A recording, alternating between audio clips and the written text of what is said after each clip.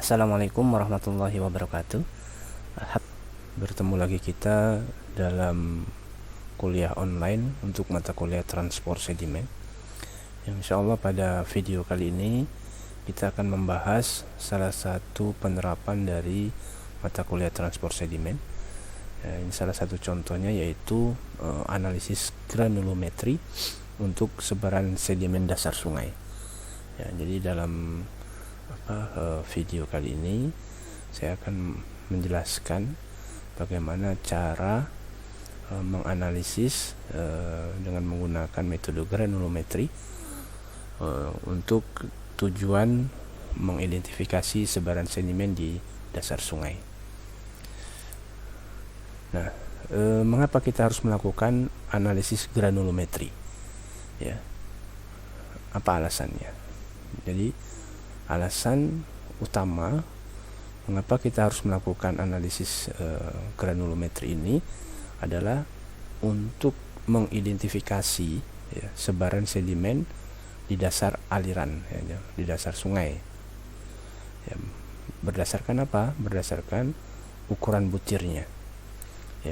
Jadi kita ingin melihat, misalnya di sungai ini, bagaimana sebaran sedimen yang terjadi di dasar sungai ini, tergantung kita mau tujuannya mau mengidentifikasi apa, apakah sebaran sedimen dasar ataukah sebaran sedimen tersuspensi, Nah, tapi untuk video ini saya akan menjelaskan contoh untuk menganalisis sebaran sedimen dasar, dasar sungai. Nah, misalnya ini Sungai Kapuas, kita ingin melihat bagaimana sih sebaran sedimen di dasar Kapuas ini. Berdasarkan apa? Berdasarkan ukuran butirnya. Jadi ukuran butiran apa saja yang mendominasi yang ada di bawah sungai ini, ukuran butiran sedimen apa saja, apakah dia lempung, apakah dia silt atau pasir mungkin, atau mungkin di sini misalnya ada krakal, kerikil,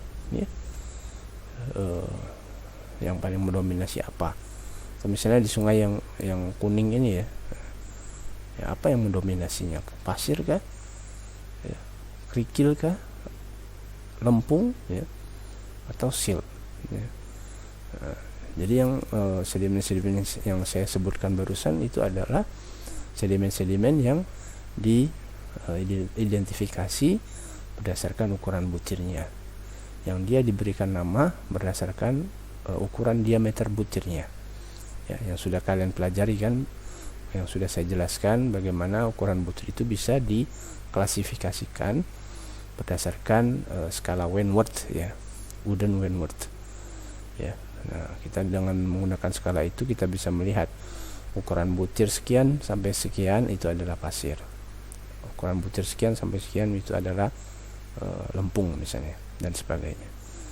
Nah, jadi tujuan utama adalah dalam menganalisis granulometri ini adalah kita ingin melihat bagaimana sebaran sedimen di dasar aliran ini, berdasarkan ukuran butirnya. Nah, analisis granulometri ini dilakukan di laboratorium, tetapi sampel yang kita ukur, sampel yang kita analisis itu kita ambil di lapangan, di dasar sungai ini misalnya, atau di sini misalnya, atau mungkin di sini, atau mungkin di sini misalnya, itu yang kita ukur, yang kita ambil di lapangan.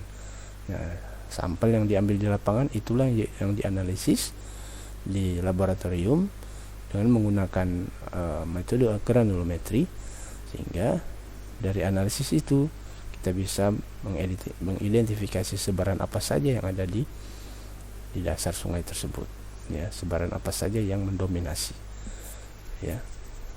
yang terjadi di dasar sungai tersebut. Nah, itulah tujuan utamanya. Tujuan utamanya mengapa kita menganalisis menggunakan metode granulometri ini. Baik. Nah, selanjutnya bagaimana cara memulainya? Ya, bagaimana cara memulainya? Jadi cara pertama yang harus kita lakukan adalah pengambilan sampel, tentunya pengambilan sampel sedimen di dasar sungai, ya.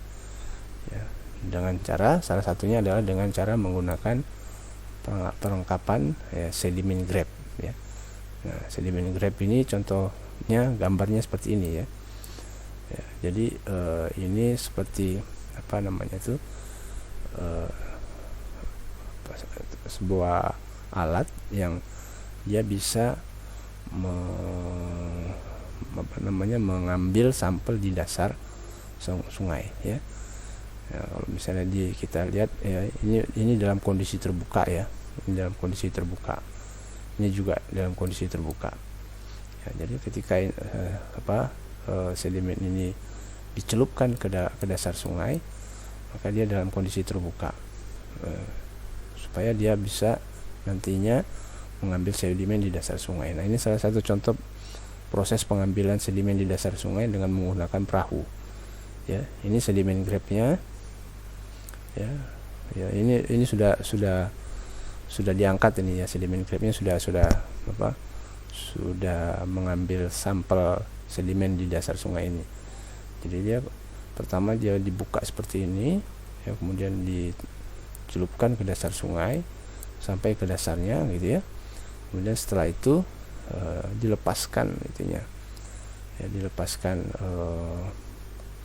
pengikatnya itu supaya sedimen ini tertutup dan dia mengeruk ke dasar sungai tersebut sehingga sampel sedimen bisa diambil, ya, seperti itu. Nah, jadi cara pertama adalah dengan mengambil sampel di lokasi penelitian kita. Oke.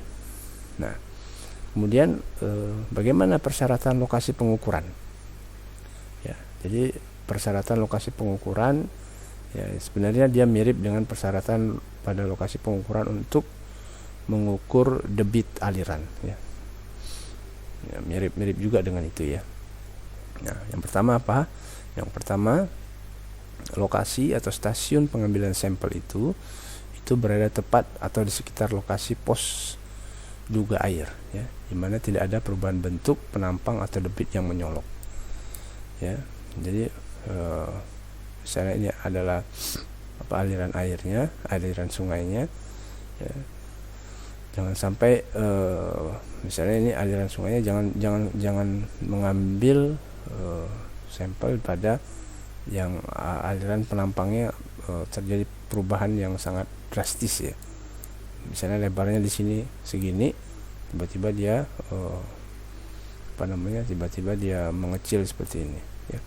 Usahakan pengambilan sampel itu pada aliran sungai yang lebarnya itu konstan, ya, yang lebarnya konstan atau mendekati lah, gitu, ya. Ya, kalau misalnya tidak ada, jadi jangan sampai mengambil pada lebar yang langsung terjadi perubahan drastis, ya, atau perubahan yang menyolok, atau mungkin debit yang menyolok, ya, misalnya mengambil sampel di dekat air terjun, gitu, ya. Nah, itu kurang tepat, ya, karena di situ terjadi perubahan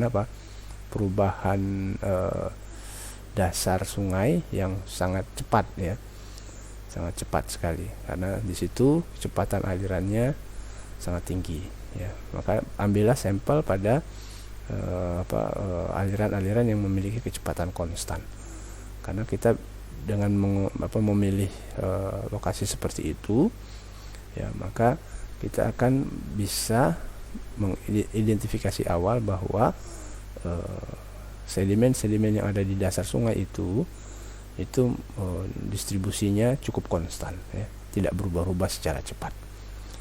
Nah, yang kedua, ya, syaratnya adalah alur sungai harus lurus sepanjang minimal 3 kali lebar sungai, ya, pada saat dia banjir, ya. Jadi sungai itu harus lurus seperti ini, ya. Jadi alirannya atau stream flow-nya itu harus lurus seperti ini, ya. Nah, alurnya, ya, maksudnya salurannya itu harus lurus, ya. Nah, supaya kenapa itu dipilih, supaya itu tadi untuk menghindari perubahan dasar yang sangat cepat ya, perubahan dasar sungai yang sangat cepat ya. Nah, kemudian distribusi aliran merata, tidak ada aliran yang memutar ya, tidak ada aliran yang memutar, tidak ada misalnya tidak ada di situ, tidak ada pusaran di situ ya, tidak ada pusaran air di situ. Kemudian aliran tidak terganggu sampah maupun tanaman air, dan tidak terganggu oleh adanya bangunan air lainnya, misalnya jembatan dan sebagainya ya, pilar jembatan ya. Jadi jangan ngambil sampel ya di belakang pilar atau tiang jembatan gitu ya. Jadi kalau misalnya ini misalnya jembatan ya, ini misalnya jembatan, ini tiang jembatannya misalnya, tiang jembatannya alirannya ke sana ya, alirannya ke sana misalnya. Nah, jangan mengambil sampel di sini gitu. Ya, tapi ambillah sampel misalnya di aliran di sebelahnya ya. Nah, misalnya kalian berdiri di atas jembatan ini, ngambilnya di sini gitu. Jangan ngambilnya di balik di balik tiang ini gitu ya. Ambillah di sini ya. Kecuali kalau misalnya kita ingin menganalisis untuk sedimen yang mengendap di sekitar obstacle atau penghalang ya, barulah itu tujuan. Kalau kita punya tujuan khusus seperti itu nggak masalah. Tapi kalau misalnya kita ingin menganalisis sebaran sedimen di dasar sungai ya, yang umum ya, kita ambillah sampelnya ya pada aliran yang tidak ada penghalangnya ya. Kalau ini kan ada penghalangnya, misalnya alirannya ke sana ya, nah aliran ke sana. Nah, yang di sebelah sini jangan mengambil sampel di sini, tapi ambillah sampel di sebelahnya yang alirannya tidak ada penghalang ya. Nah itu. Kemudian yang selanjutnya ya, penampang melintang pengukuran ya diupayakan tegak lurus terhadap alur sungai ya. Misalnya di sini adalah alur sungainya seperti ini, arah alirannya ke sana ya, penampang melintangnya ya harus tegak lurus seperti ini ya. Ya harus tegak lurus dengan alur sungai ini. Misalnya alirannya di sini, ini flow ya. Jangan seperti ini ya, atau jangan dari sini ke sana misalnya ya, usahakan dia tegak lurus ya. Nah, apabila dilakukan di lokasi bending itu kelokan ya, ada kelokan, belokan seperti ini ya, harus dilakukan di sebelah hilir atau hulu bendingnya ya. Misalnya bendingnya di sini, hilirnya kita ngambilnya di sini, jangan pas di kelokannya ya, atau di hulurnya sini ya. Kecuali sekali lagi kecuali kalau misalnya tujuannya ada tujuan khusus ya. Tujuan khusus misalnya kita ingin menganalisis sebaran sedimen, endapan sedimen di meander ini atau di bending ini, di kelokan ini. Kita ingin melihat bagaimana sedimen-sedimen yang terdapat di sini. Nah, itu boleh, nggak masalah. Berarti kita sedimennya khusus yang kita ambil sampelnya adalah yang ada di kelokan ini, seperti di sini misalnya, seperti di sini ya. Kalau alirannya ke sana ya, atau misalnya yang di sini ya. Dia terjadi biasanya endapan yang terjadi itu terjadi pada kecepatan sungai yang rendah ya. Endapan itu mulai terjadi. Nah, itu jadi harus dilihat persyaratan ini, persyaratan umum ya, persyaratan umum ini. Jadi kalau misalnya kalian punya tujuan khusus ya, sesuaikan dengan tujuan tersebut ya. Kemudian yang selanjutnya, jangan mengambil sampel di dekat zona tidal ya, atau zona pasang surut, karena ada pengaruh bolak-balik aliran di situ ya. Karena kalau kita ngambil sampel di sini ya, bisa jadi sampel yang kita ambil itu bukan sampel yang sifatnya endapan yang lama di situ, tapi mungkin hanya endapan sementara di situ gitu ya, karena bolak-balik dia. Kita ambil hari ini, belum tentu sampelnya sama dengan besok ya, dengan besoknya, atau sama dengan lusanya itu, karena di sini terjadi arus yang bolak-balik di situ ya. Tadi kalau misalnya kalian pengen tujuan khususnya ingin mengambil sampel bagaimana sebaran sedimen pada lokasi tidal, pada lokasi pasang surut, nah itu tuh boleh juga, cuman nanti metodenya harus berbeda ya. Dia harus diambil ya, dalam jangka waktu yang cukup lama gitu ya. Kenapa ya? Karena di situ terjadi perubahan yang sangat cepat di situ. Perubahan sedimen di dasar ini itu sangat cepat sekali. Maka harus diambil ya, dalam jangka waktu yang cukup lama gitu. Supaya ingin kita melihat bagaimana sih rata-rata sedimen yang terjadi atau terdapat di bawah zona ini gitu. Ya. Nah, tapi kalau misalnya untuk sungai yang alirannya normal ya, mungkin kita bisa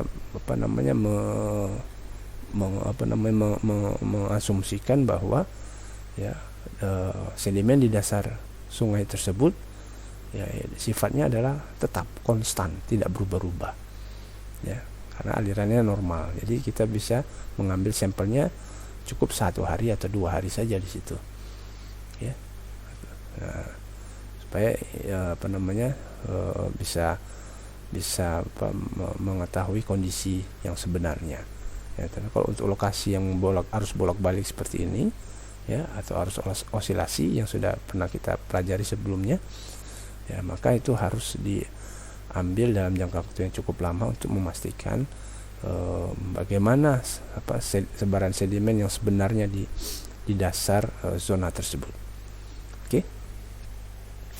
Nah, sekarang bagaimana cara pengambilan sampelnya? Pengambilan sampel sedimen secara langsung ya bisa diilustrasikan seperti gambar ini. Ini sebenarnya juga bisa digunakan untuk pengambilan sampel untuk data debit ya, debit air ya. Ya, kita bisa ikuti juga ya. Misalnya untuk aliran yang dangkal ya, kita bisa ambil sampel secara langsung ya. Misalnya di tengah sini ya, kemudian di pinggirnya dan di tepi-tepinya ya. Kalau untuk aliran secara langsung, jadi untuk satu lebar sungai itu ya kita bisa ambil 3 titik di situ ya. Kalau misalnya lebarnya tidak terlalu besar ya, kita cukup ambil 1 titik saja di situ ya. Kenapa? Karena 1 titik itu bisa mewakili sebaran sedimen yang ada di sekitarnya ya. Tapi kalau lebar sungainya itu sangat besar ya, maka kita harus ambil beberapa titik ya. Misalnya ini lebar sungai tadi saya misalkan yang gak ada gambar ini ya. Nah, Sungai Kapuas ya. Sungai Kapuas ini ya, mau tak mau kita harus ambil beberapa titik di situ ya. Di sini misalnya berapa meter nih ya, 20 meter kah? 20 meter berarti kita bisa ambil ya mungkin sekitar 5 meter ya. Ya, 5 meter 20 bagi 5 berarti ada 4 titik di situ. Di sini misalnya, di sini dan di ujung sini kita ambil sampelnya ya, supaya nanti kita bisa melihat bagaimana sih dominasi dari sampel yang ada di penampang ini ya. Nah, itu kemudian kalau kita menggunakan perahu ya, bisa kita mengambil sampel seperti ini, atau pada gambar yang tadi. Nah ya, ini mengambil sampel dengan menggunakan perahu, sampel sedimen di dasar sungai ya. Nah, kalau kita mengambil sampel pada jembatan ya bisa juga seperti ini. Tapi ingat seperti yang saya bilang tadi ya, kalau alirannya ke sana ya berarti kita ambilnya di sebelah sininya ya. Kalau misalnya di sini ada tiang ya, kita hindari tiang tersebut ya. Atau kalau misalnya lokasinya sangat susah ya, lokasinya cukup curam ya, itu bisa menggunakan kereta gantung ya. Nah, kereta gantungnya itu tapi menggunakan mengeluarkan kos yang sangat besar sekali ya, untuk membuat kereta gantung tersebut. Ya, seperti itu untuk pengambilan sampel dasar sungai ya, secara langsung. Nah, kemudian sebelum kita mengambil sampelnya, ya hal dasar juga yang perlu kita lakukan adalah mendeskripsikan morfologi ya lokasi pengambilan sampelnya. Ini morfologi itu bentuk kalau di sini adalah bentuk saluran sungainya seperti apa. Ya, seperti ini misalnya dia berada di dekat kelokan seperti ini. Ya, misalnya dia berbentuk U seperti ini. Nah, kita mengambil sampelnya di mana? Ya kita jelaskan dia ya, alirannya misalnya nah contohnya seperti ini. Ya, terdapat sungai misalnya Sungai Code, dia mengalir relatif ya, dari utara ke selatan ya, itu dimasukkan informasinya ya arah angin itu. Kemudian bagaimana umur sungainya, dia termasuk umur sungai yang muda karena bentuk lembah sungai yang berbentuk V ya, misalnya sungai tersebut terbentuk ya, dalam kurun waktu berapa tahun, berapa puluh tahun ya. Kemudian di sebelah timur dan sebelah barat misalnya terdapat apa ya, terdapat tanggul buatan dan juga mungkin ada pemukiman warga misalnya, terdapat industri di situ. Nah, itu dijelaskan semua. Nah, bentuk sungainya seperti apa. Nah, kita kan bisa melihat nih bentuk sungai itu kan bisa, kalau sekarang kan kita bisa menggunakan Google Map ya. Nah, kita bisa melihat Google Map bagaimana bentuk saluran sungai yang kita ukur ya, lokasi pengukuran kita. Ya, itu bisa menggunakan software yang ada di internet. Nah, kemudian kita jelaskan juga, kita deskripsikan juga litologi lokasi pengambilan sampel. Ya, bagaimana sifat-sifat batuan-batuan yang ada di situ. Ya, apa yang mendominasinya.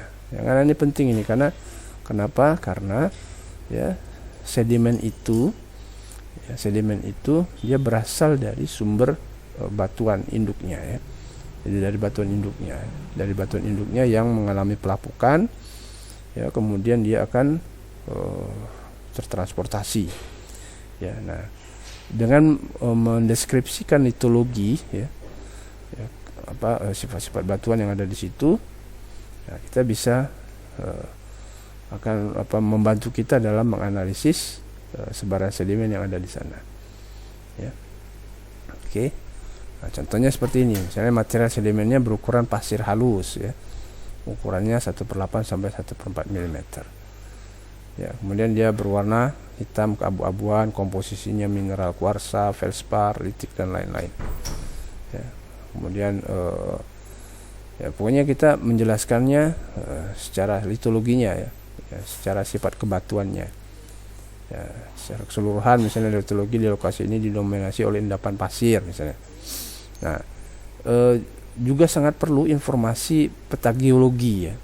Jadi meskipun kita melakukan penelitian untuk transport sedimen, maka kita pun tetap perlu untuk mendapatkan informasi terkait dengan peta geologi ya, seperti itu ya. Jadi harus kita masukkan informasi-informasi tersebut untuk membantu analisis kita nantinya ya.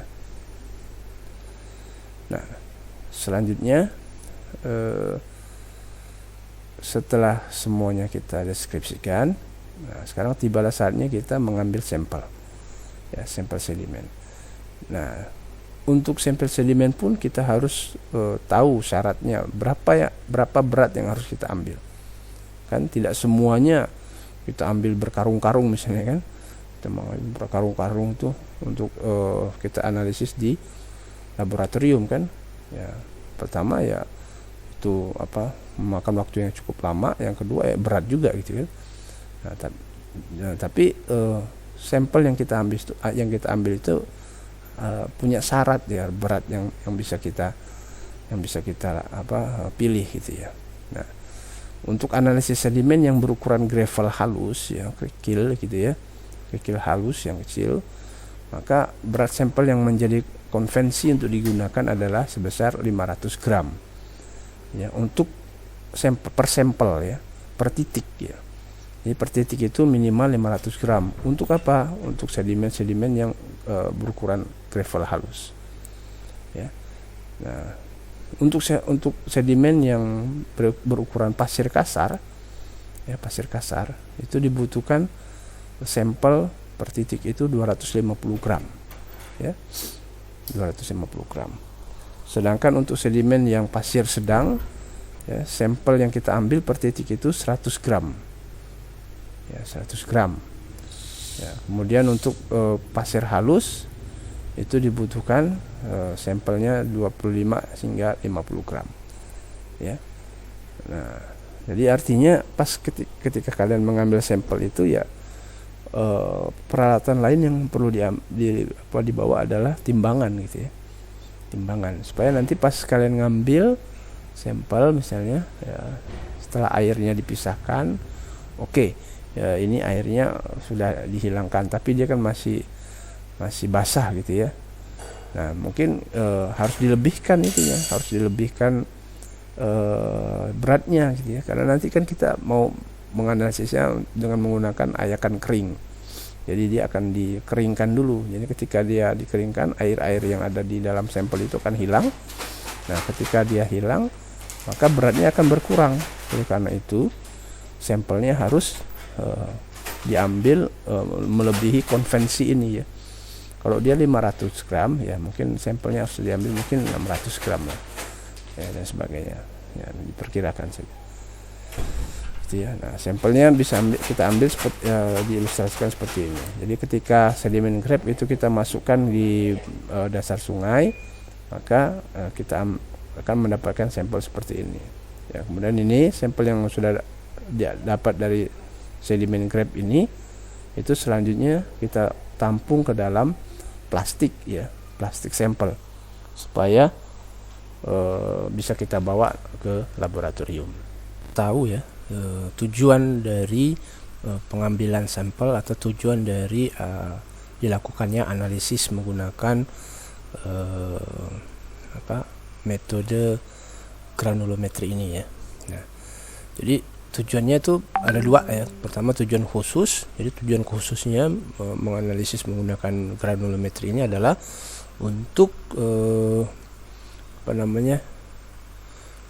mengidentifikasi ya, untuk mengidentifikasi ya, distribusi ukuran butir sedimen yang ada di suatu lokasi, suatu daerah ya, dengan menggunakan metode-metode tertentu.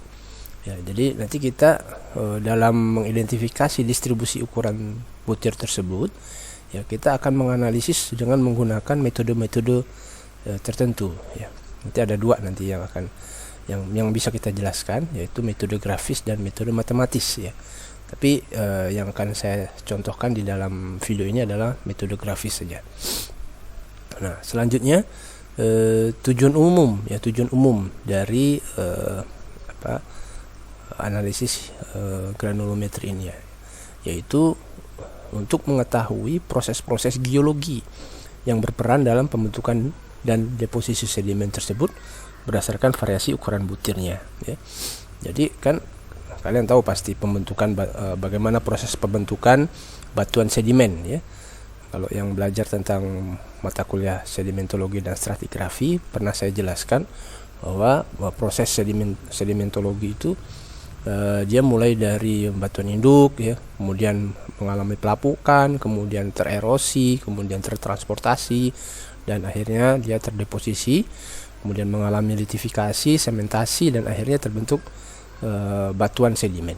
Nah, jadi ketika kita mengetahui atau menganalisis distribusi sebaran di suatu daerah, maka sesungguhnya kita berada di dalam proses untuk memahami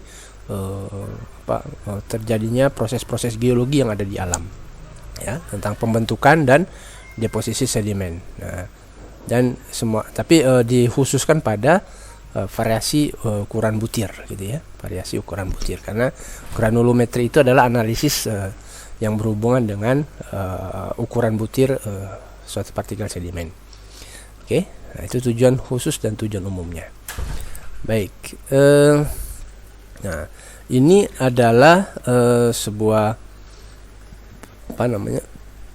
sebuah informasi penting ya dalam melakukan analisis granulometri, yaitu apa? Yaitu sebuah tabel yang berisikan tentang klasifikasi butiran sedimen ya berdasarkan pada ukuran diameternya. Ya, ini adalah tabel tabel skala Wentworth ya, skala Wentworth yang dikeluarkan oleh US Standard ya tahun 1972, yaitu tabel klasifikasi ukuran butir sedimen. Ya, nah di sini ada 4 kolom ya, ada milimeter, ada mikrometer, ada V, ada Wentworth size class ya. Nah, untuk milimeternya apa? Ya, ini untuk milimeter ini adalah ukuran diameter dari sebuah partikel sedimen ya. Mulai dari 4096 sampai yang paling kecil 0,00006 ya milimeter. Atau kalau misalnya dijadikan mikrometer ya, yang di sini ya dijadikan sebagai nilai mikrometernya dalam mikrometer. Nah, yang ini dalam V ya. Jadi V. Jadi untuk nilai diameter partikel sedimen yang 4096 mm ya itu sama dengan minus 12 V ya.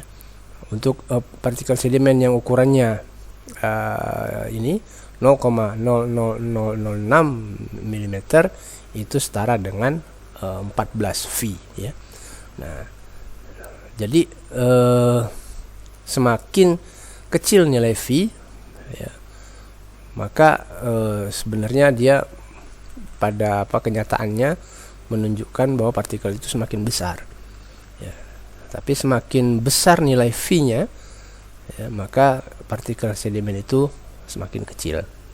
Nah, ukuran-ukuran ini yang memiliki nilai-nilai tertentu ini itu oleh Pak Eugene Wentworth dia dinamai berdasarkan pada ukuran butir tersebut. Misalnya untuk ring di atas 256 mm ini, untuk ring di atas 256 mm ini dia dikategorikan sebagai sedimen boulders ya, bongkahan. Nah, kemudian untuk ring minus 6 sampai minus 8 V ya, minus 6 sampai minus 8 V atau 64 sampai 256 mm itu pebble ya. Yang minus 2 sampai minus 6 V juga pebble. Nah, jadi ini dari minus 1 sampai minus 20 ya, itu adalah masuk ke dalam kategori gravel ya, gravel. Nah, kemudian untuk dari minus 1 sampai 2 itu masuk ke dalam kategori sand atau pasir ya. Kemudian sand ini sampai sini ya, sampai di sini. Nah, sampai ini ya. Kemudian untuk yang 4 sampai dengan 14 itu masuk ke dalam kategori mud ya.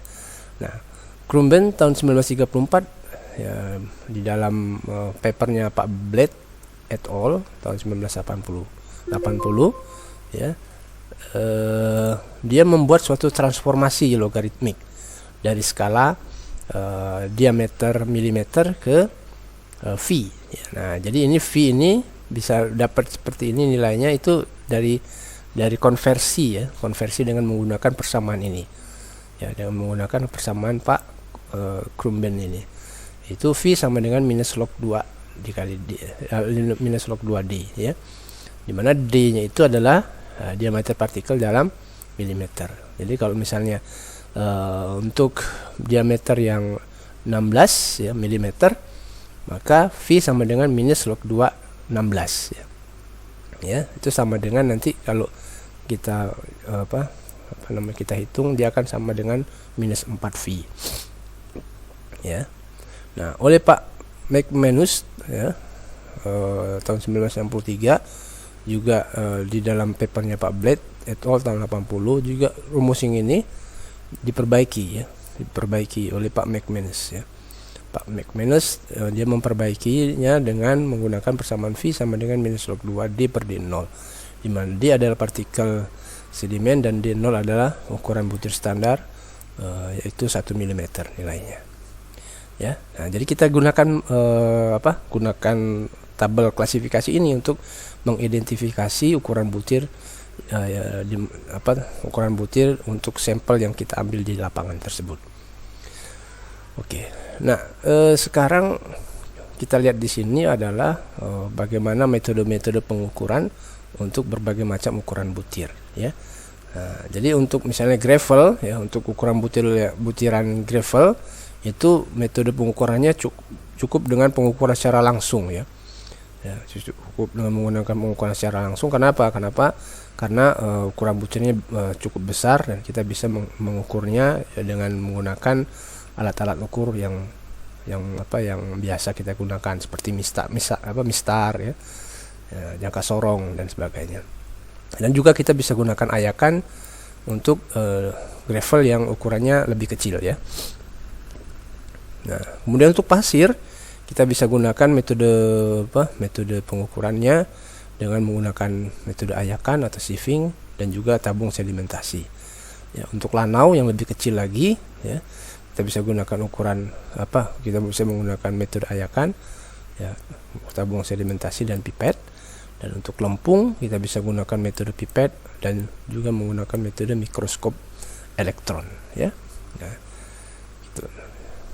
Bagaimana metode-metode ini nanti bisa kalian cari sendiri itu di internet, ya. Bisa kalian cari bagaimana sih metode tabung sedimentasi, bagaimana sih metode pipet, bagaimana sih metode mikroskop elektron. Nah, untuk di dalam video ini saya hanya akan membahas tentang metode ayakan atau metode sieving. Oke. Nah, selanjutnya untuk pengolahan data, ya. Jadi metode pengolahan data ini, pengolahan data distribusi frekuensi ukuran butir yang umum dilakukan itu biasanya dilakukan dengan menggunakan analisis secara grafis dan secara matematis, ya. Nah, jadi untuk analisa ukuran butir sedimen itu dilakukan untuk mengetahui nilai rata-rata suatu ukuran butir, ya. Jadi kita menganalisis menganalisis sampel yang kita ambil di lapangan itu adalah untuk mengetahui nilai rata-rata suatu ukuran butir, misalnya minnya, ya, modus, ya, kita ingin mengetahui modus, sortasi, squeeze, kurtosis, ya, dengan menggunakan metode grafis maupun metode matematis, ya.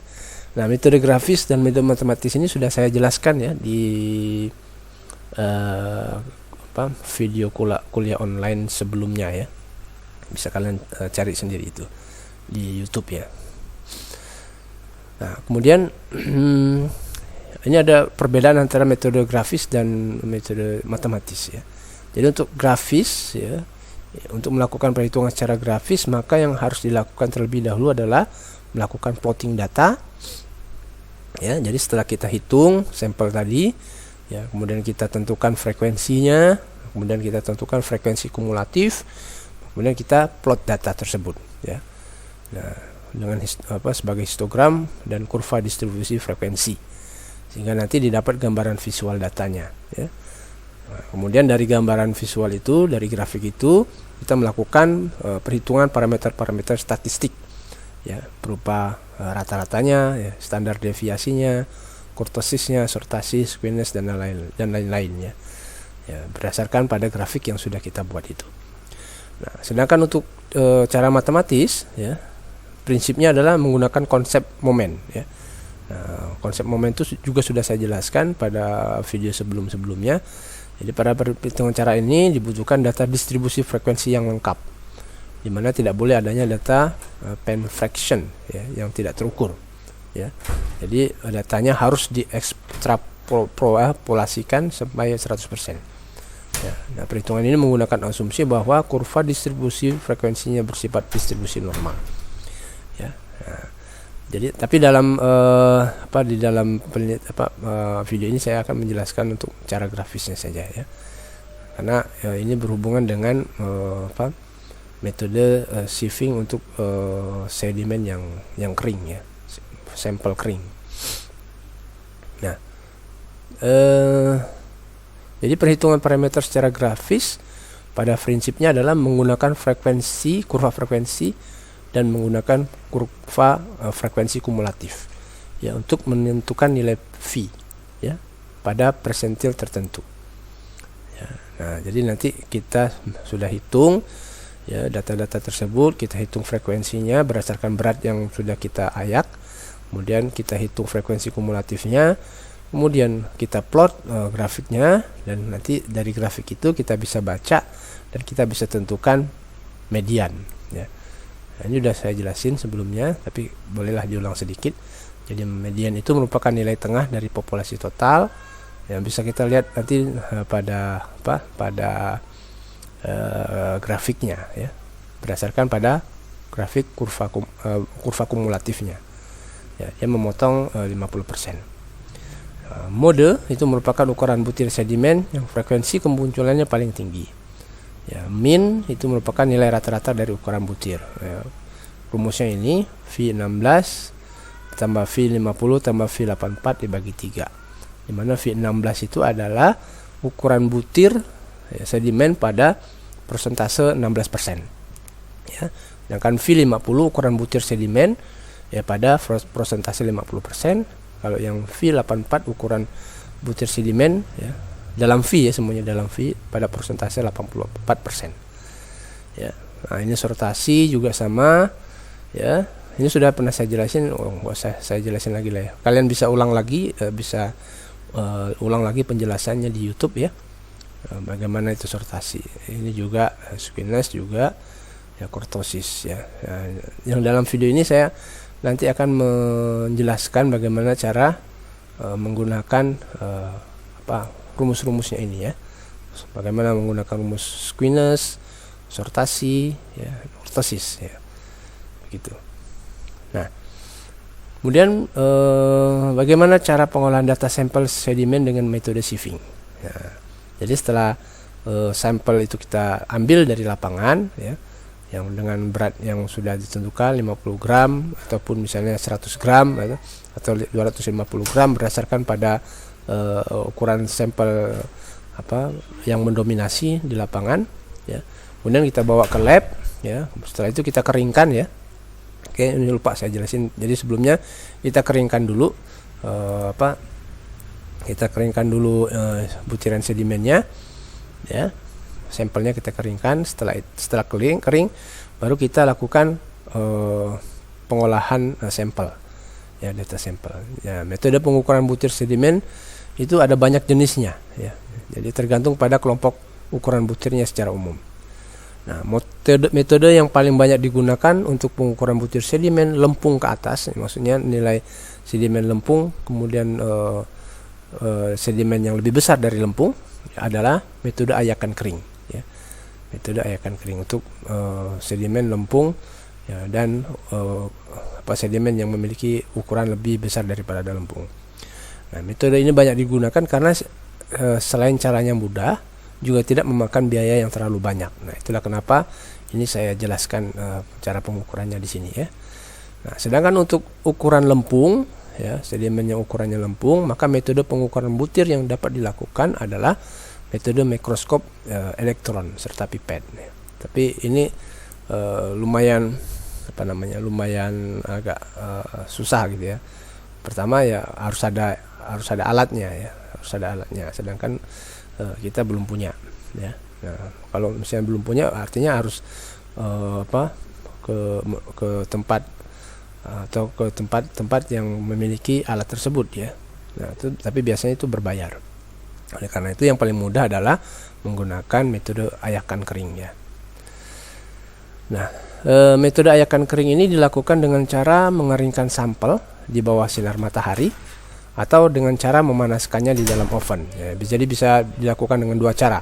Pertama, kita jemur di bawah sinar matahari, atau kita panaskan dia, kita masukkan ke dalam oven ya. Nah, setelah kering ya, untuk mendapatkan sampel yang cukup mewakili, maka tahapan selanjutnya adalah dilakukan splitting ya, pemisahan ya. Nah, splitting ini tersendiri ini, pemisahan sampel ini sendiri terdiri dari 3 jenis ya. Bisa dilakukan secara coning dan quartering, atau secara quartering ya, atau dengan mechanical splitting. Nah, kalau coning and quartering ini Ya, splitting jenis ini dilakukan dengan cara menuangkan sampel pada bidang datar sehingga sampelnya membentuk kerucut. Jadi ini kita misalnya punya corong, ya, kita punya corong seperti ini, ya. Kemudian sampel yang sudah kering tadi kita masukkan ke sini, ya. Nah akhirnya kan dia keluar melalui corong ini, dan sampelnya nanti akan membentuk dia akan membentuk kerucut, ya, membentuk kerucut seperti ini. Nah, ini pada lantai yang sudah kita persiapkan itu, ya. Nah, dia akan membentuk kerucut seperti ini, ya. Nah, kemudian setelah habis sampel itu kita tuangkan di dalam corong ini, kemudian ini kita ratakan, ya. Jadi kita ratakan, kemudian kita ratakan di tempat yang sudah kita sediakan, ya. Jadi nanti dia sampelnya jadi rata seperti ini kan. Nah, kemudian setelah rata seperti itu, ya, kita buat dia bentuknya persegi 4 lah, ya, persegi 4. Nah kemudian kita bagi 4, ya, kita bagi 4 misalnya ini di sini dengan menggunakan karton atau dengan menggunakan alat-alat yang lain, itu kita bagi 4, ya, dengan ukuran yang sama rata, ya. Nah sama besar, ya. Nah kemudian setelah kita bagi seperti itu, ya, setelah kita bagi maka dua bagian yang saling berhadapan itu kita buang. Misalnya kita yang ini yang berhadapan dengan yang ini, yang saya arsir ini kita buang, ya, kita buang, ya. Nah kemudian yang bagian lain yang ini yang sisanya ini kita ambil, ya, kemudian dicampurkan kembali, ya. Jadi yang bagian ini dengan bagian yang sisanya itu dicampurkan kembali. Nah kemudian langkah-langkah ini dilakukan berulang kali hingga berat sampel sesuai dengan yang dibutuhkan, ya. Nah, jadi sampel yang dibutuhkan untuk diukur itu adalah kalau ya misalnya lempung sampai 100 gram, ya, 100 gram. Jadi setelah ini kita campur, ya, kita ulang lagi. Ya berarti sampelnya harus lebih dari 100 gram, ya. Berarti sampelnya harus lebih dari 100 gram. Ya, kita campur, kemudian kita masukkan lagi ke sini, ya, dia bentuknya seperti ini, kemudian kita bagi lagi menjadi 4, ya. Nah, mungkin langkah-langkah itu bisa dilakukan misalnya sampai dengan beratnya itu, ya, lebih sedikit dari 100 gram, ya. Jadi langkah-langkah ini 1, 2, dan 3 ini dilakukan sampai beratnya berkurang sampai 100 gram, ya. Itu untuk coning dan cartering, ya. Nah, kemudian untuk metode cartering, ya, yang kedua, metode cartering ini mirip dengan metode coning dan cartering, tapi perbedaannya hanyalah pada cara pembagian sampel menjadi 4 bagian. Jadi cartering ini menggunakan alat bantu, ya, berupa karton. Ya, karton ini bisa kita buat sendiri, ya. Jadi bentuknya seperti ini, yang tegak lurus. Ada 2 buah karton, kita buat dia tegak lurus seperti ini, oke. Nah, sehingga setelah dia tegak lurus, kemudian kita taruh corong ini di tengah-tengah. Kita taruh corong ini di tengah-tengah sehingga lubangnya itu tepat berada di tengah-tengah titik ini, ya. Tapi si lubang itu masih ada menyisakan ruang untuk bisa keluarnya si sampel yang akan kita tuangkan. Ya, setelah pas gitu, ya, corongnya pas letaknya, baru kita masukkan sampelnya ke dalam corong, sehingga nanti sampelnya akan jatuh ke 4 sisi ini, yang masuk ke sini, sisi sebelah sana, sisi sebelah kiri, dan sisi sebelah depan ini, ya. Nah, nanti sampelnya akan dituangkan dan akan langsung terbentuk menjadi 4 bagian, ya, 4 bagian. Nah kemudian sama seperti yang coning dan cartering tadi, ya, kita ambil 2 bagian yang di kanan dan kiri, atau yang di depan dengan yang di belakang, yang sisanya kita buang. ya. Oke. Nah, dan seterusnya hingga mencapai berat yang kita butuhkan, ya. Kemudian cara pengolahan yang ketiga adalah mechanical splitting. Nah, mechanical splitting ini dia menggunakan bantuan alat, ya. Jadi alatnya disebut sebagai splitter. Ya, nah bisa dilihat dalam ilustrasinya, splitter itu seperti ini, bendanya seperti ini, ya. Jadi ada semacam corong di sini, ya, tapi corong ini ada dua penampungnya, penampung sebelah sana dan penampung yang sebelah sini. Ketika sampel kita masukkan ke sini, maka sampel akan otomatis terbagi menjadi dua. Dia masuk ke sini dan dia masuk ke sana. Ya, seperti ini ilustrasinya. Ketika kita masukkan ke sini, sampel akan terbagi menjadi dua, sebelah sini dan sebelah sana, ya. Nah, ketika sampel dimasukkan, separuh bagian disingkirkan, sementara separuh lagi beratnya dimasukkan lagi. Jadi misalnya yang kita singkirkan, yang sebelah sini kita buang, yang sebelah sini kita ambil. Setelah kita ambil, kita masukkan lagi ke sini, ya. Nanti terpisah lagi menjadi dua, ya. Terus hingga berat yang kita butuhkan tercapai. Misalnya 100 gram, ya. 100 gram sampel yang sudah kita dapatkan dari mekanisme mechanical splitting ini. Oke, jelas ya? Ya, tapi sebenarnya alatnya bisa kita buat sebenarnya kalau mau, ya. Kita bisa buat sendiri kan, untuk pengolahan data sampel sedimen yang kita ambil di lapangan. Baik. Nah, setelah selesai, ya, pemisahan ini, ya, kita dapatkan sampel 100 gram yang sudah kita pisahkan. Selanjutnya adalah saya rasa saya ada satu step yang tertinggal, yaitu melakukan pengayakan, ya. Melakukan pengayakan dengan menggunakan sieving, ya. Pengayakan dengan menggunakan ayakan, ya. Ayakan yang saya maksudkan itu adalah akan saya jelaskan berikut ini, ya. Nah, berikut ini adalah panci ayakan, ya. Panci ayakan di mana sampel sedimen itu akan kita proses melalui panci ini.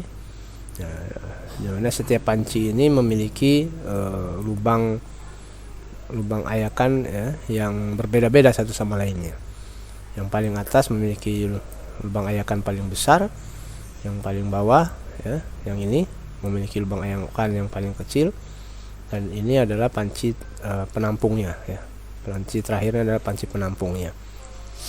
Nah, jadi sampel sedimen yang memiliki ukuran partikel yang lebih besar dibandingkan lubang ayakan ini, dia akan tertinggal pada panci tersebut.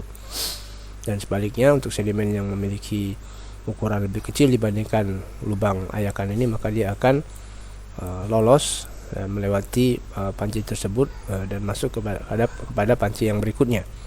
Kalau dia masih lebih kecil lagi dibandingkan dengan panci yang kedua ini, maka dia akan kembali melewati panci tersebut dan masuk ke panci selanjutnya, begitu, ya. Sehingga yang paling kecil sekali, partikel sedimen yang paling kecil sekali, dia akan melewati semua panci tersebut dan akan tertinggal pada panci penampung yang terakhir. Nah, setiap panci itu, ya, setiap panci ini dia memiliki nomor-nomor, ya, yang semua nomor tersebut itu berhubungan dengan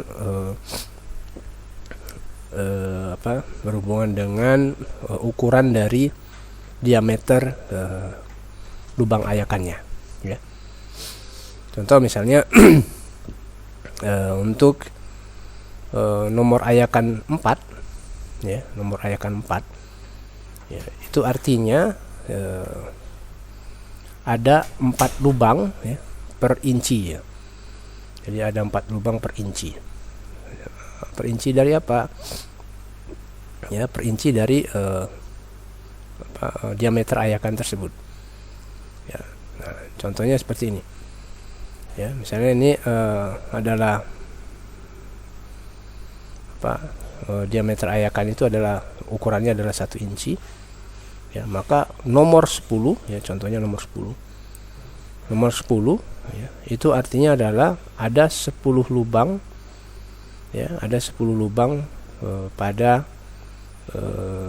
setiap pada 1 inci dari diameter ayakan tersebut. Jadi 1 inci itu dibagi menjadi 10 lubang, ya, 1, 2, 3, 4, 5, 6, 7, 8, 9, 10 itu ya. Jadi untuk diameter yang 1 incinya, ya, yang 1 incinya. Bagaimana dengan yang kurang dari 1 inci, ya, yaitu bukan dari situ kita ngitungnya, tapi kita ngitungnya, kita ambil diameter dari ayakan yang memiliki besar 1 inci. Nah, kemudian kita hitung berapa lubang di situ. Kalau misalnya lubang di situ ada 30, ya berarti itu nomor ayakan 30, ya. Berarti ada 30 lubang per inci di situ. Nah, kalau misalnya ada 10 lubang, ya, pada bagian yang memiliki panjang 1 inci tersebut, maka itu adalah nomor ayakan 10. Ya, semakin banyak nomornya, ya, semakin banyak nilai nomornya itu, artinya ayakan itu semakin semakin kecil diameternya, ya. Jadi diameter dari ayakan tersebut semakin kecil, ya. Contoh misalnya untuk nomor ayakan 270, berarti dalam 1 inci, dalam panjang 1 inci suatu ayakan, sebuah ayakan, maka ada 270 lubang, ya. Ada 270 lubang per incinya, ya. Nah, dan itu kemudian dikonversikan, ya, dikonversikan dalam ukuran milimeter, ya. Jadi untuk nomor ayakan 4, ya, berarti ada 4 lubang di situ, maka kemudian dikonversi dalam milimeter. Ukuran per lubangnya itu memiliki ukuran 4,750 mm. Artinya di situ bagi partikel sedimen yang tertahan di ayakan tersebut, misalnya dia tertahan di ayakan ini, ya, di nomor 4 misalnya, maka sedimen tersebut memiliki ukuran butir yang lebih besar atau sama dengan 4,750 mm. Ya, kalau misalnya si sedimen itu tertahan di ayakan nomor 6, ya, artinya sedimen itu memiliki ukuran butir, ya, selangnya dari 3,350 mm sampai dengan 4,750 mm. Atau misalnya kalau misalnya sedimen tersebut tertahan di panci ayakan nomor 270, ya, maka si sedimen tersebut dia memiliki ukuran butir antara 0,053 mm sampai dengan 0,075 mm, ya. Ini selangnya, gitu ya. Nah, jadi kalau misalnya dia tertahan di sini, ya, misalnya dia tertahan di sini di paling akhir, ya, di paling akhir itu nomornya adalah 2750, ya. 2750, ya, di atasnya adalah 200, ya, di atasnya 200, maka si sedimen itu memiliki ukuran butir antara 0,053 mm sampai 0,075 mm di sini, ya. Nah, jadi sampel itu kita masukkan ke dalam panci ayakan ini. Kita masukkan ke dalam panci ayakan ini, kemudian setelah itu semuanya selesai, ya, yang 100 gram totalnya misalnya, ya, kemudian panci itu kita letakkan di sieve seeker, ya, kemudian kita atur waktunya, kemudian kita mulai untuk menggetarkan si sieve seeker ini untuk beberapa waktu yang sudah kita tentukan. Akhirnya si sedimen yang ada di dalam ini dia akan mengikuti ukuran dari lubang panci tersebut, ya. Kita tinggal menunggu saja. Nah, setelah selesai, kemudian baru kita cek satu persatu panci tersebut. Jadi setiap panci ada ada berapa gram yang tertinggal sedimennya. Nah, setelah selesai barulah kita ukur berat dari sedimen yang tertinggal pada setiap panci, ya. Nah, baru kita lanjut ke tahap selanjutnya, yaitu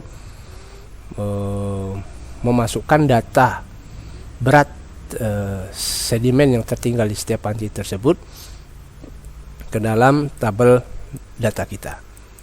Ya, nah misalnya contoh untuk nomor panci atau nomor ayakan 18, ya, di nomor panci 18 kita mendapatkan berat sebesar A gram, ya. Ini bisa berapa saja, ya, bisa 10 gram, bisa 20 gram dan sebagainya, ya.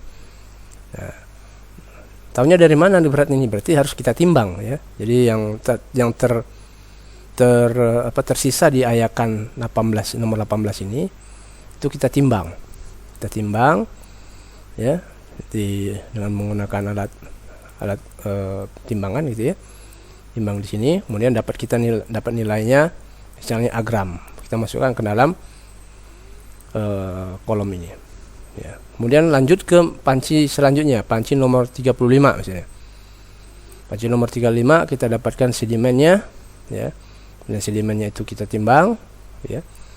Dapat datanya berapa gram, misalnya dapat datanya adalah B gram, ya. B-nya kita masukkan ke dalam kolom selanjutnya, ya. Yang nomor mes 35. Nomor mes 60, ya. Kita timbang lagi, ya, dapat datanya, kemudian kita masukkan ke sini, C gram misalnya, dan seterusnya, ya, dan seterusnya.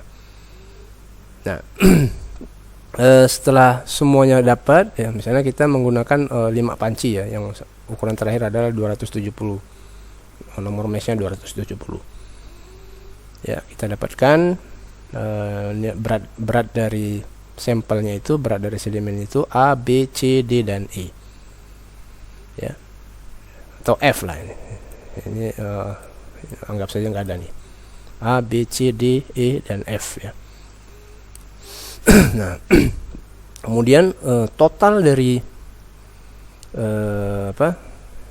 total dari berat yang sudah kita ukur tadi itu adalah A gram misalnya. Jadi penjumlahan A, B, tambah C, tambah D, tambah E, tambah F, kita dapatkan berat totalnya adalah A gram.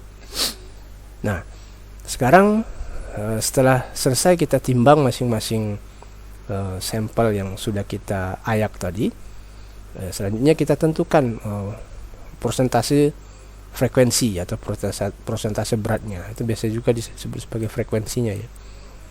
Frekuensi, persentase frekuensinya, ya. Dimana persentase frekuensi itu bisa kita tentukan, bisa kita hitung dengan cara A, ya, A nya berat yang pertama ini dibagi dengan A besar itu adalah berat totalnya, dikali 100%, ya. Jadi berat di panci nomor 18, panci pertama ini, dibagi dengan berat keseluruhannya, ya, berat totalnya A, dikali 100%. Ya, misalnya kita dapat hasil perhitungannya adalah 1, ya. 1. Nah, anggap saja misalnya satunya berapa persen. 1 itu, ya, maksudnya adalah misalnya 10% misalnya, ya. Tergantung perhitungan kalian lah nanti, ya. Nah, kemudian untuk nomor mes 35 ini, ya, berat B ini kita bagikan totalnya A dikali 100%. Misalnya dapat nomor 2, misalnya dapat 2, ya. 2 ini terserah berapa persen dia. Ini pemisalan saja, ya. Nah, kemudian dan seterusnya. C per A dikali 100% dapat ini, D per A dikali 100% dapat ini, sampai F per A dikali 100% dapat ini. Oke, nah, penjumlahan dari hasil persentase setiap panci itu tadi, kalau kita jumlahkan, maka totalnya harus 100%. Ya, totalnya harus 100%. Oke. Nah, setelah selesai kita menghitung frekuensi ini, maka selanjutnya kita hitung frekuensi kumulatifnya. Ya, frekuensi kumulatifnya. Caranya adalah, ya, frekuensi pertama yang 1 ini itu sama dengan frekuensi kumulatif, ya, Misalnya frekuensi pertama adalah 10%, berarti di sini kita tulis 10%, ya. Nah, kemudian untuk yang di baris kedua ini adalah frekuensi pertama, ya, ditambah dengan frekuensi kedua. Oke. Frekuensi pertama ditambah dengan frekuensi kedua, ya. Ya, jadi ini 1 ditambah 2. Ya, jadi misalnya frekuensi keduanya adalah 5%, berarti 10 tambah 5%, ya, itu sama dengan misalnya 15%. Ya, gitu. Ini anggap misalnya tadi 10, ya. 10%, ini 5% misalnya. Ya. Dan misalnya ini selanjutnya misalnya 20%, ya. Nah, jadi maksudnya ini bukan nilai satunya ditambahkan 2 sama dengan 3, bukan ya, tapi ini satu ini nanti mewakili persentase yang nilai, ya, yang kalian hitung. Nah, kemudian untuk baris ketiga itu adalah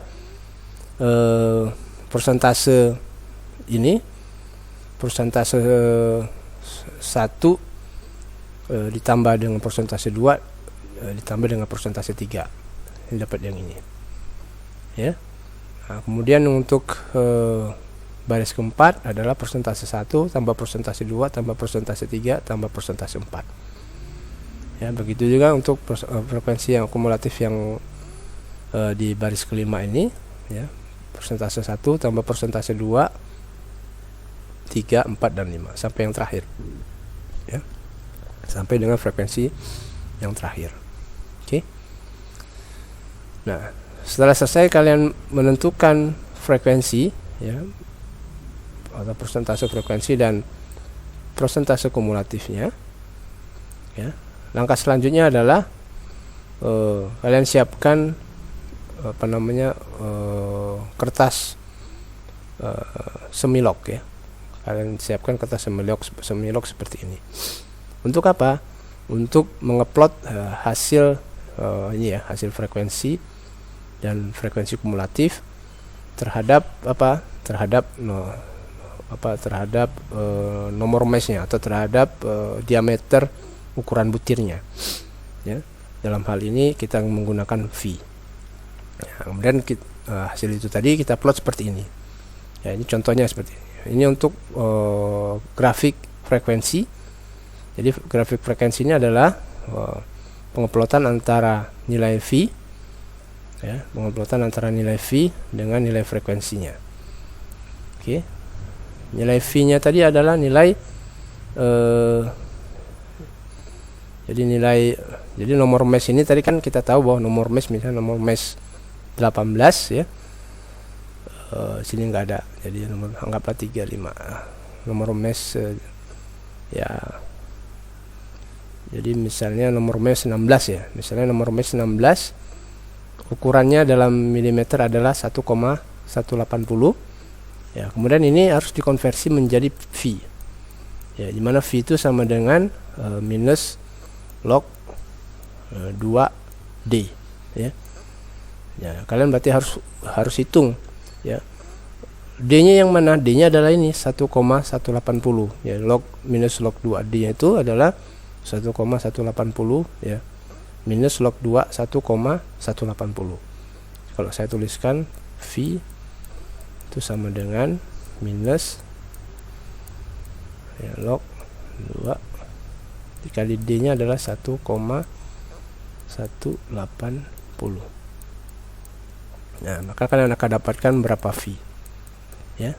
Nah, itu nanti kalian diplot untuk sumbu X-nya, ya.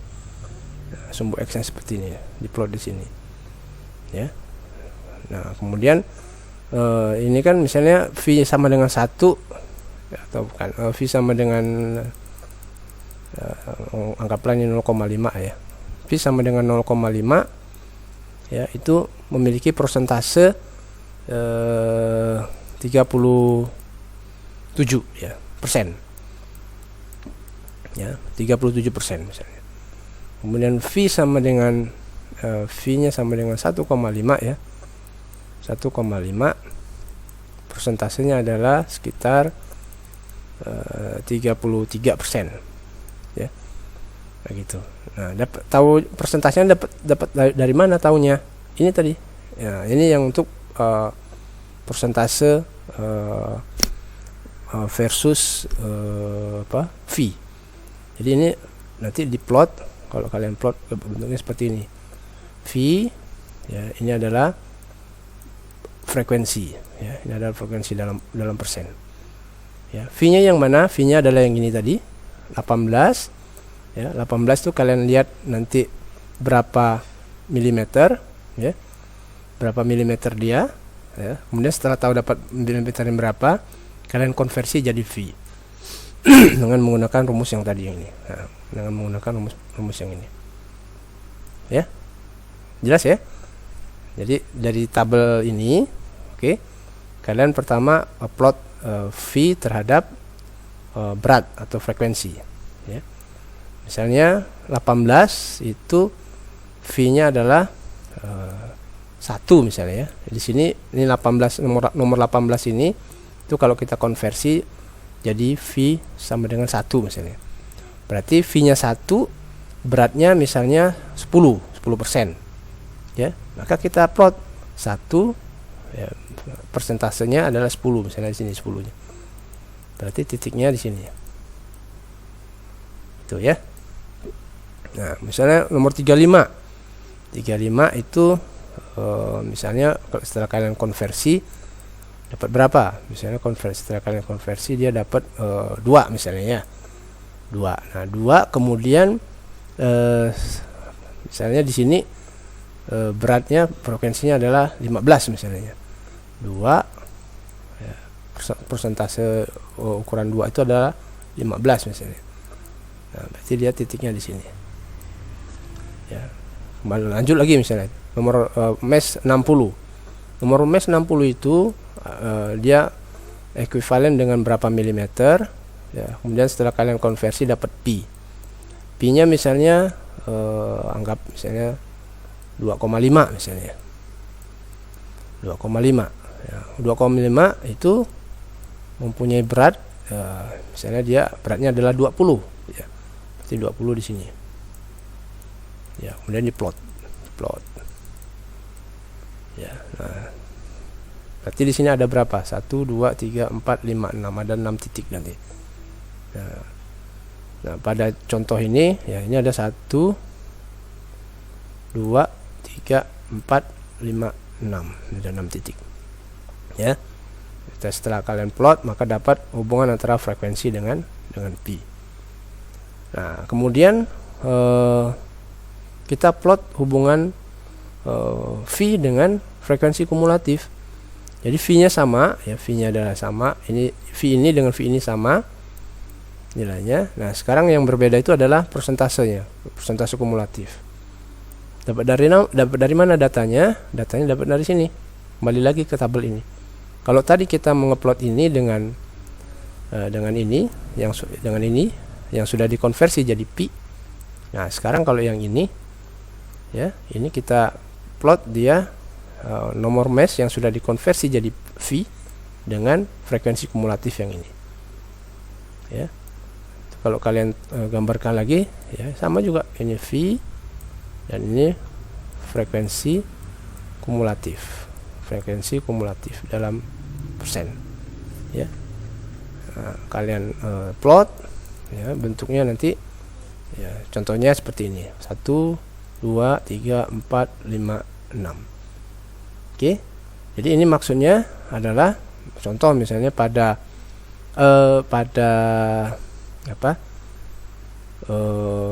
ukuran butir sedimen yang nilainya 1,9, ya, ukuran butir sedimen yang diameternya 1,9 V itu memiliki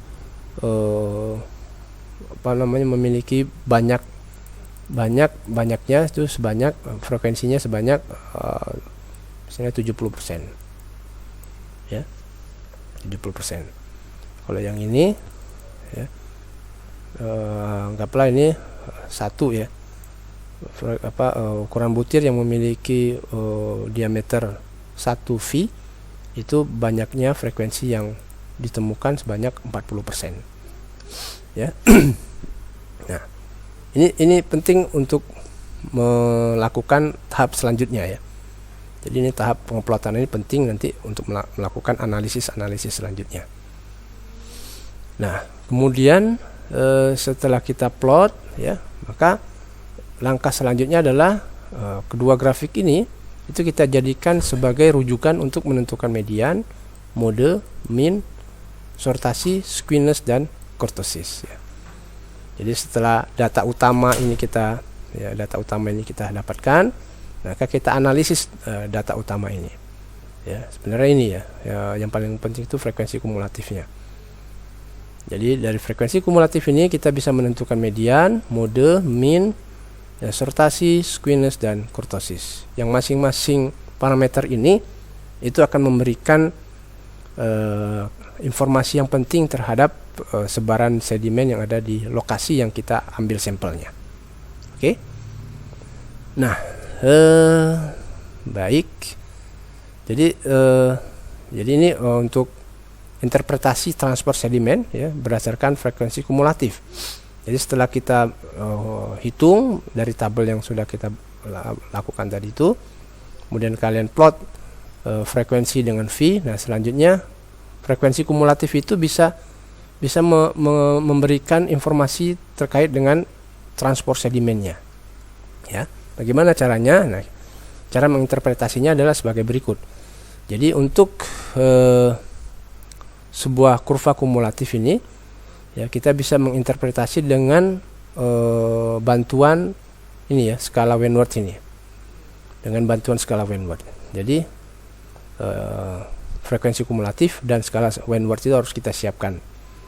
Nah, contoh misalnya dari titik ini ke titik ini ya, itu besar V-nya atau besar diameter butiran sedimennya adalah ya sekitar minus 1,9 sampai dengan 0,2 misalnya, minus 0,2.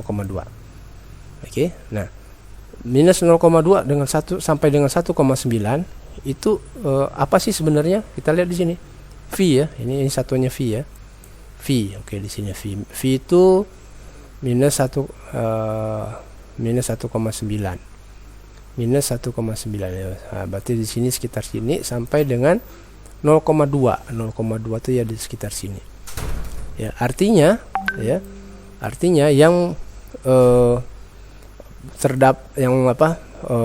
sebaran sedimen yang ada di sini itu ya, itu didominasi oleh sedimen yang ringnya antara minus 0,25 sampai minus 2. Yang ring itu ternyata adalah gravel dan pasir dengan pasir yang sangat kasar ya. Gravel dan pasir yang sangat kasar. Artinya ketika di dasar sungai tersebut didominasi oleh gravel dan pasir yang sangat kasar, maka proses transportasi dari sedimen itu ya, karena dia memiliki ukuran yang besar, itu adalah dengan menggunakan mekanisme rolling dan sliding ya, ya. Karena dia ukurannya lumayan besar ya. Gravel itu kan kerikil kan, dan pasir yang sangat kasar. Nah, kemudian untuk yang ini, untuk ring dari 0,2 sampai dengan 1,5 misalnya, minus 0,2 di sini sampai dengan 1,5 di sini, ya itu didominasi oleh pasir kasar dan pasir medium. Nah, partikel sedimen yang memiliki ukuran pasir kasar dan pasir medium itu, ya, itu akan melakukan proses transportasinya dengan menggunakan mekanisme saltasi, ya, melompat-lompat. Ya. Nah, selanjutnya untuk ring dari 1,5 sampai dengan anggaplah ini 3,5, ya, 1,5 sampai 3,5 di sini, itu adalah pasir halus dan pasir sangat halus. Ya. Nah, itu yang sangat halus itu artinya dia proses transportasinya adalah suspensi ya, melayang-layang. Oke. Jadi dengan melihat ukuran butir dari sedimen yang kita dapatkan di dasar sungai tersebut, maka kita bisa menginterpretasi bagaimana mekanisme transportasi mereka gitu. Jadi untuk yang partikel-partikel yang sangat besar itu biasanya proses transportasinya adalah di dasar sungai ya. Di dasar sungai. Nah, untuk sedimen-sedimen yang sangat kecil, proses transportasinya adalah secara melayang-layang di kolom air. Ya, begitu ya. Jadi kita harus menggunakan frekuensi kumulatif dan tabel skala Wentworth ini untuk menginterpretasikan bagaimana proses transportasi sedimen di daerah tempat sampel itu kita ambil ya. Nah, selanjutnya setelah kita mengeplot hubungan frekuensi dengan V dan kita mengeplot hubungan V dengan frekuensi kumulatifnya ya, dari tabel frekuensi kumulatif ini maka kita bisa menentukan mean, kita bisa menentukan sortasi, kita bisa menentukan skewness, kita bisa menentukan kurtosis pada setiap lokasi pengamatan yang kita tetapkan. Ini misalnya LP ini lokasi pengamatan 1 di mana sampel itu kita ambil, ini lokasi pengamatan kedua, sampel kedua kita ambil, lokasi pengamatan 3, sampel ketiga kita ambil ya. Nah, kita menghitungnya adalah dengan persamaan yang sudah disebutkan sebelumnya ya. Misalnya min ya, itu persamaannya adalah kita balik lagi, min itu ya, ini min adalah pi 16 tambah pi 50 tambah pi 84 dibagi 3 ya. Tadi dapatnya adalah misalnya dia dapatnya adalah 1, minnya 1 ya. Min 1 itu adalah pasir yang kasar. Artinya min 1 ini artinya adalah V-nya rata-rata 1 ya. Ukuran butir sedimen rata-rata 1 ya. Kalau 1 itu kita lihat lagi di skala Wentworth, V sama dengan 1 itu adalah ini ya. Berarti dia masuk ke dalam pasir kasar ya. Pasir kasar ya. Nah, tadi kita tahu bahwa persamaan min itu adalah ini kan. Nah, pi 16 itu apa sih Pak? Nah, itu sudah saya jelaskan sih sebenarnya di dalam video sebelumnya ya. Tapi saya jelasin lagi. Jadi pi 16 ini didapat dari nilai frekuensi kumulatif. Tadi kita udah membuat frekuensi kumulatif. Ini adalah V misalnya ya, ini adalah V, ini frekuensi kumulatifnya persen ya. Ya, V misalnya mulai dari 0,5 ya, kemudian 1 ya, kemudian 2 misalnya di sini, kemudian 2,5 misalnya ya. Di 0,5 ini ya, kemudian setelah kita gambar bentuknya seperti ini misalnya. Nah, ya, untuk grafiknya misalnya seperti ini ya. Ini satu garis saja, maaf. Ini satu ini satu kurva saja ini ya, bukan banyak ini. Saya hanya ingin menebalkannya saja. Ya, ini satu kurva. Nah, kemudian di sini misalnya ini 10%, kemudian di sini 20% ya. Dan di sini misalnya 50%. Ya, kemudian di sini misalnya 80% ya. Misalnya di sini adalah 90% dan di sini 100 misalnya. Nah, saya ingin menjelaskan bagaimana menentukan V16 ya. Oke, V16 itu adalah V pada frekuensi kumulatif 16%. Ya, berarti kalau 16%-nya di mana ya? Ya, misalnya di sini 16% di sini lah. Ini anggapnya kita anggap di sini 16%. Ini 16%. Oke, 16% kemudian kita tarik ya sehingga dia bertemu dengan kurva ini. Ya, kemudian setelah bertemu kita tarik vertikal ke bawah. Ya, ternyata kita menemukan nilainya adalah 1,5. Ya, maka V16 itu adalah 1,5. Oke. Kemudian ditambah dengan V50. V50 itu ini V pada frekuensi kumulatif 50%. 50 di sini ya, kita tarik sampai ketemu dengan kurvanya, ketemu, kemudian kita tarik ke bawah sama dengan 1.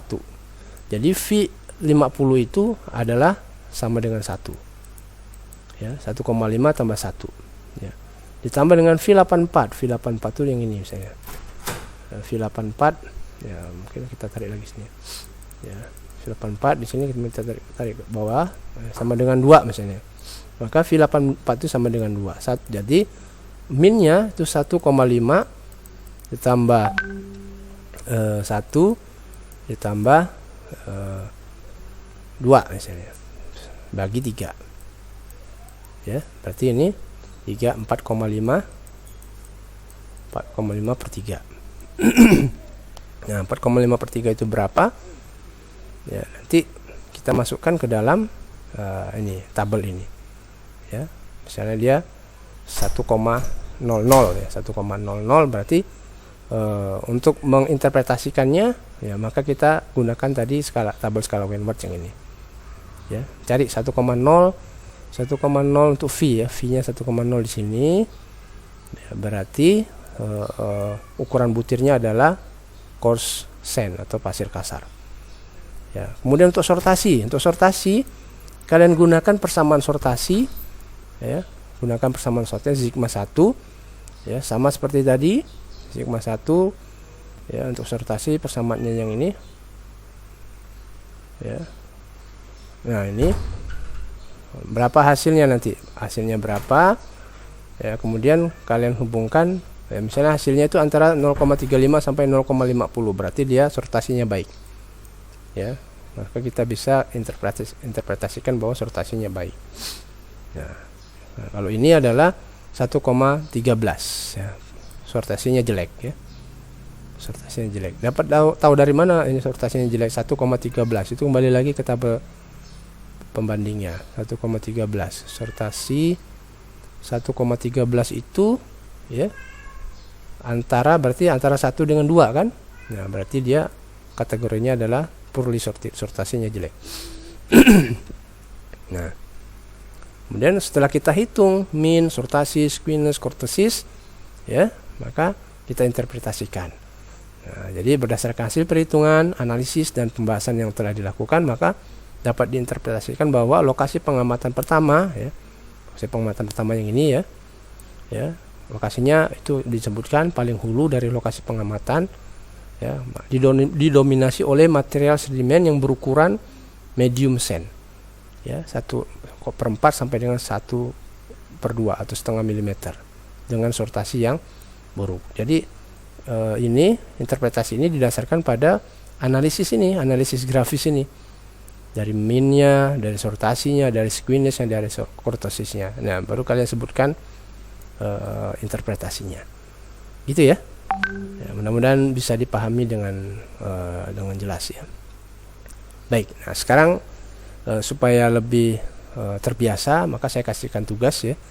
Tugasnya saya kasihkan sebuah hasil pengukuran sampel ya, untuk interval V kurang dari 0 berarti negatif, ini beratnya dapat 5,9 gram ya, untuk 0,0 sampai dengan 1 itu dapat 18,2 gram, untuk 1 sampai dengan 2 itu dapat beratnya 32,3 gram, selanjutnya ini dapat 32,4 gram ya, ini dapat juga 4,9 sampai yang lebih besar dari 4,25 V ya, itu adalah 1,4 gram. Nah, apa yang harus kalian lakukan ya, berdasarkan data berat ini tadi ya, berdasarkan data berat sedimen, sampel sedimen yang sudah ditimbang ya, datanya sudah ada, maka kalian hitung ya, frekuensi atau berat dari sedimen tersebut dan frekuensi kumulatifnya kalian hitung ya, frekuensi kumulatifnya kalian hitung. Nah, setelah dapat frekuensi dan frekuensi kumulatif, langkah pertama dihitung ya, dengan menggunakan tabel yang sudah saya jelasin tadi ya. Ini bisa kalian terapkan ini nilai ini dengan menggunakan tabel yang ini. Nah, langkah kedua adalah plot ya. Kalian plot frekuensi dan frekuensi kumulatif ya. Nah, kemudian akan dapatkan nanti yang terakhir adalah frekuensi kumulatif yang dijadikan sebagai data utamanya ya. Kalian plot frekuensi ya, frekuensi kumulatif terhadap V ya, terhadap nilai V. Nilai V-nya tahu, nilai V-nya adalah yang ini ya, frekuensi kumulatifnya adalah yang ini. Oke, setelah diplot ya, kalian analisis ya. Langkah ketiga adalah dianalisis dengan menggunakan metode grafis ya. Kalian hitung berapa minnya ya, kemudian keterangan partikel yang rata-rata partikel yang tersebar di situ apa. Kalian hitung sortasinya ya dengan menggunakan rumus sortasi yang sudah ada, kemudian kalian simpulkan kategorinya masuk ke mana. Kalian hitung skewness ya, dan kalian hitung kurtosisnya ya. Contohnya ini tadi untuk kurtosis gunakan persamaan yang ini. P95 nanti P95 ya adalah berapa V-nya pada persentase kumulatif, frekuensi kumulatif 95% ya. Dapat di sini P, di sini frekuensi kumulatif ya, maka akan dapat kurtosisnya. Dapat nilai kurtosis, maka kalian klasifikasikan dia masuk ke dalam apa ya. Oke, jelas ya. Oke, kalau jelas ya ini tadi dikerjakan, nanti silakan dikumpulkan di classroom ya. Baik, mungkin itu saja yang bisa saya sampaikan. Terima kasih atas perhatiannya. Assalamualaikum warahmatullahi wabarakatuh.